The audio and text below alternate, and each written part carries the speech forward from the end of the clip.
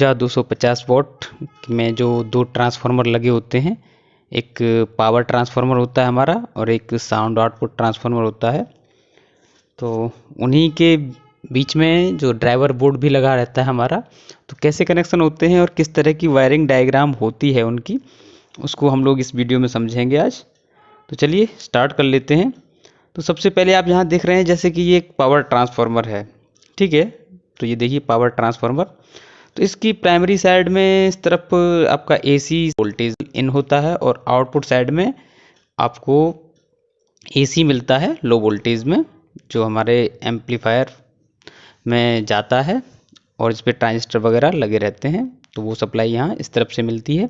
तो यहाँ मैंने कई पॉइंट में ये दिखा दिया है, क्योंकि कई बार आहूजा में आपकी सिंगल टेप भी ट्रांसफार्मर हो सकता है, डबल टेप हो सकता है या 3 टेप का हो सकता है। तो यानी कि 0, 1, 2 इस तरह से होती हैं।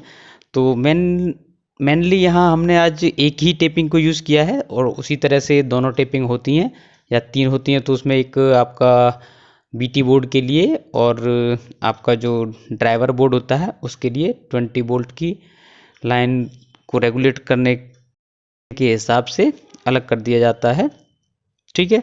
तो इसमें देख लेते हैं वायरिंग कुछ इस तरह से है प्राइमरी साइड की। पहले हम तो प्राइमरी में यहाँ 0 वोल्ट पे आपका नेगेटिव आ जाएगा, यानी कि न्यूट्रल, और एक फ्यूज़ लगा रहेगा। फ्यूज़ आपका 220 वोल्ट के साथ में है, ज़्यादातर 220 ही है। अगर 240 किसी का वोल्टेज ज़्यादा आता है तो ये यहाँ इस तरह से कनेक्ट हुआ रहेगा। और नीचे अगर देखें तो ये सीधे आपके 220 ऑन ऑफ स्विच के पास पहुँच जाती है। ये वो है, ज़्यादा नहीं दिखाया है हमने इसमें, क्योंकि फिर वीडियो बहुत लंबे हो जाते हैं और लोगों को आदत होती है वीडियो स्किप करके देखने की। चलिए, स्किप करने वालों को मैं कुछ नहीं कह सकता, भाई उनका मन है, स्किप करें चाहे कुछ। अब देखिए यहाँ मेन बात आती है इस फ्यूज़ की, कि ये जो फ्यूज़ लगा है तो इसे हम कितने एम्पियर का लगाएं या क्या, कैसे पता करें कि कितने का है। देखिए यहाँ हम 250 वॉट की बात कर रहे हैं जैसे कि, तो 250 वॉट को हम कैलकुलेट कर लेते हैं पहले। तो देखिए मैं कैलकुलेशन बता देता हूँ आपको। देखिए 250 वॉट को हम 220 वोल्ट से डिवाइड करेंगे तो जो भी आपका वैल्यू आएगी वो हमारे एम्पियर होगी इस फ्यूज़ की रिक्वायरमेंट कि कितना एम्पियर का फ्यूज़ यहाँ लगेगा। तो चलिए देख लेते हैं। देखिए 1.33 एम्पियर यहाँ निकल के आता है, यानी कि जो 250 वॉट अगर ये डिलीवर करेगा ट्रांसफार्मर तो उसे 1.33 एम्पियर प्राइमरी साइड को चाहिए। तो इतने का नहीं है तो आप 2 एम्पियर का फ्यूज़ यहाँ लगा के रखें। जो भी रेटिंग आती है उससे नीचे तो न जाएं, ऊपर का आप लगाएंगे थोड़ा बहुत वैल्यू बढ़ा के तो ही सही रहेगा। तो 1.33 आती है, आप 2 एम्पियर का यहाँ लगा सकते हैं। बाकी होने के लिए अगर एम्पियर ज़्यादा का ट्रांसफार्मर है तो फिर यहाँ ज़्यादा एम्पियर का फ्यूज़ भी हो सकता है। चलिए आगे देखते हैं। अब सेकेंडरी साइड में कनेक्शन किस तरह से होते हैं वो देख लेते हैं। तो यहाँ एक रेक्टिफायर है जिसका एक पॉइंट यहाँ ये प्लस का सिरा यहाँ बनता है, माइनस का ऊपर की तरफ बनता है, और ये दो आपके ट्रांसफार्मर के हो जाते हैं। तो देख लेते हैं। ये रेक्टिफायर हो गया और ये देखिए एक सिरा मैंने जोड़ दिया है, दूसरा भी यहाँ जोड़ दिया है, और माइनस वाली आपको पट्टी दिख गई है ऊपर लाइन 0 वोल्ट या GND।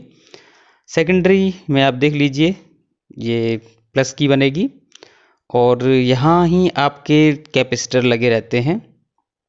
तो इन्हें मैं जोड़ देता हूँ। ये 10,000 माइक्रोफेरेड MFD लिख दिया है, UF लिखता हूँ तो कुछ समझ नहीं आता लोगों को, तो इस बार मैंने माइक्रोफेरेड ही लिख दिया MFD। तो चलिए इन्हें जोड़ देते हैं। ये सिरा प्लस का रहता है इसका, क्योंकि माइनस के पास पट्टी बनी हुई होती है माइनस की, और वो इस तरह से है, दूसरा सिरा प्लस का रहता है, ठीक है।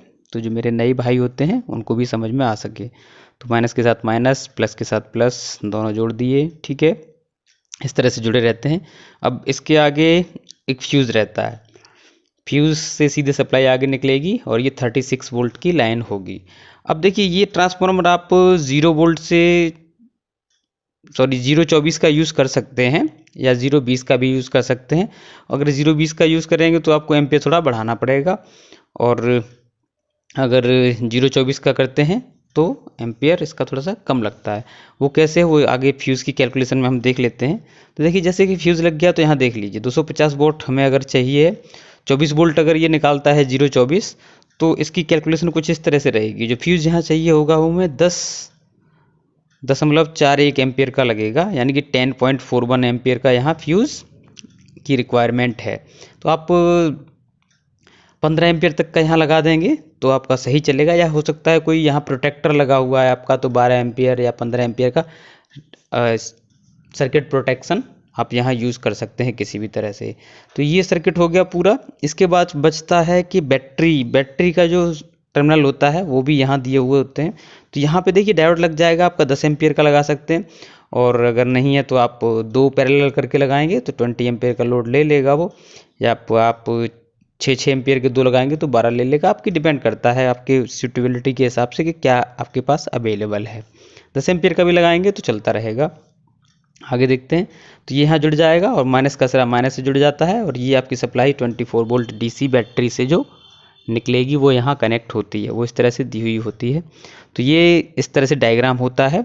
अब देखते हैं जो हमारा ड्राइवर बोर्ड होता है और साउंड आउटपुट ट्रांसफार्मर होता है, उसका भी देख लेते हैं। तो देखिए सबसे पहले ड्राइवर बोर्ड देख लेते हैं, और इस पे सारा कुछ लिखा हुआ है। और क्योंकि ये पुश पुल टाइप में करता है तो एक बार में एक तरफ के चैनल हमारे ट्रांजिस्टर पे काम करते हैं, दूसरी बार में दूसरी तरफ के करते हैं। इस तरह से एक प्योर सिग्नल बनता है जो साउंड आउटपुट ट्रांसफार्मर में जाता है। और 2 फीडबैक होते हैं ट्रांसफार्मर में, इसलिए यहाँ डबल दे रखे हैं दोनों तरफ, बेस एमीटर। तो चलिए इनकी भी वायरिंग देख लेते हैं। साउंड आउटपुट ट्रांसफार्मर हमने ले लिया है। ये कुछ इस तरह से दिखाया है, मैंने इस बार डिज़ाइन किया है। E2 E1 ये हमारे फीडबैक है, कॉमन वही हो जाएगा।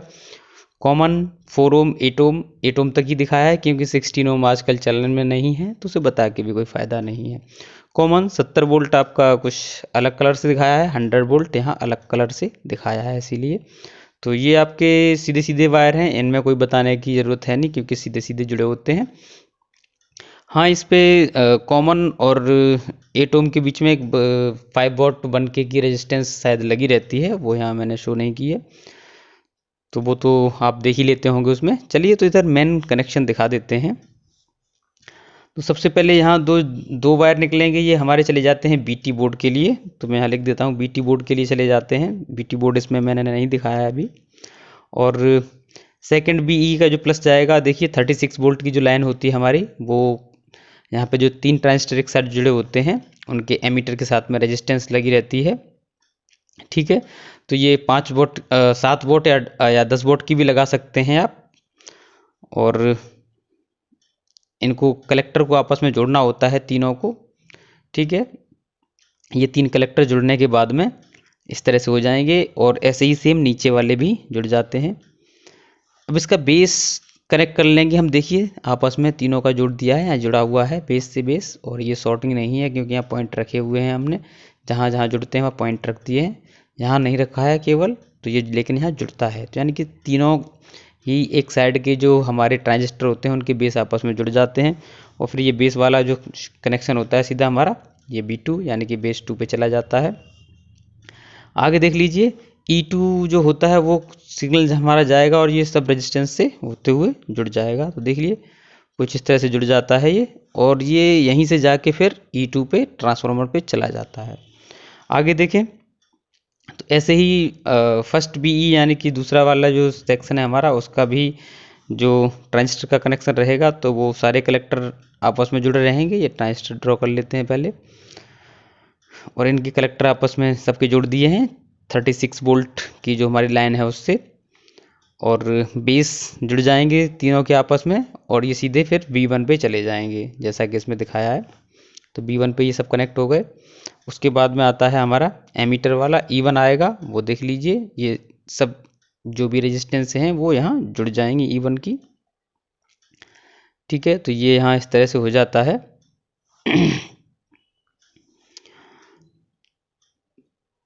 उसके बाद में हमें ग्राउंड डालना है, जो यहाँ जुड़ जाता है ग्राउंड इस तरह से, और एक ग्राउंड का सिंबल भी बना देता हूँ क्योंकि ये बॉडी के साथ भी कनेक्ट रहता है। यहाँ पे इस तरह से हो जाता है ये, तो ये बॉडी के साथ भी कनेक्ट हो गया है आपका, ठीक है। तो ये यहाँ इस तरह से आपका ड्राइवर बोर्ड और साउंड आउटपुट ट्रांसफार्मर के साथ किस तरह से कनेक्शन होता है वो यहाँ बन गया है। अब ये क्या होता है, बहुत से लोगों को कन्फ्यूज़न ये रहता है कि ये एक अलग सप्लाई है और एक ये वाली अलग सप्लाई है। ऐसा नहीं होता है, ये दोनों एक ही सप्लाई हैं। इन्हें मैं जोड़ के बता देता हूँ आपको। देखिए ये कुछ इस तरह से जुड़ी रहती है। अब तो आपको क्लियर हो गया होगा कि यही सप्लाई हमारी 36 की उस तरफ भी जाती है और नीचे की तरफ भी आती है, यानी कि एक ही वायर है जो दोनों तरफ जुड़ा रहता है। ठीक है, ये क्लियर हो गया यहाँ तक का। और इसके बाद में मैं आगे फुल कनेक्शन डायग्राम यहाँ दिखा देता हूँ कि देखिए ये अभी बताया था, ये पहले बता चुके थे। तो इसमें अभी इन दोनों को जोड़ के अगर हम देखेंगे तो देखिए ये हमारा जो ग्राउंड वाला होता है वो सीधे कॉमन पे चला जाता है ट्रांसफार्मर के पे, और जो ये वाला रहेगा ये प्लस की 36 वोल्ट से जुड़ जाएगा। तो कुछ इस तरह से ये आपस में जुड़ जाते हैं। तो ये यहाँ पे आपका कंप्लीट डायग्राम हो जाता है, क्योंकि इसमें आपका मेन पावर ट्रांसफार्मर भी हो गया और साउंड आउटपुट ट्रांसफार्मर है उसके साथ भी कनेक्शन हो गया। अब इस ड्राइवर बोर्ड को यहाँ जो यूज़ किया गया है इसका पूरा मैंने एक एक कंपोनेंट लेआउट करके बनाया था। यहाँ इस तरह से बना हुआ है। अगर आपको ये देखना है कि कहाँ क्या लगा हुआ है तो आप चैनल के पी एम्पलीफायर सेक्शन में जाके इसकी पूरी मेकिंग देख सकते हैं, एक एक कंपोनेंट के बारे में बताया है। तो ये था आज का वीडियो, उम्मीद है आपको पसंद आया होगा। अगर पसंद आया है तो लाइक कमेंट करें, और हाँ आप लोग कहाँ से देख रहे हैं वो ज़रूर कमेंट कर दें। तो चलिए मिलते हैं किसी अगली वीडियो में, तब तक के लिए नमस्कार।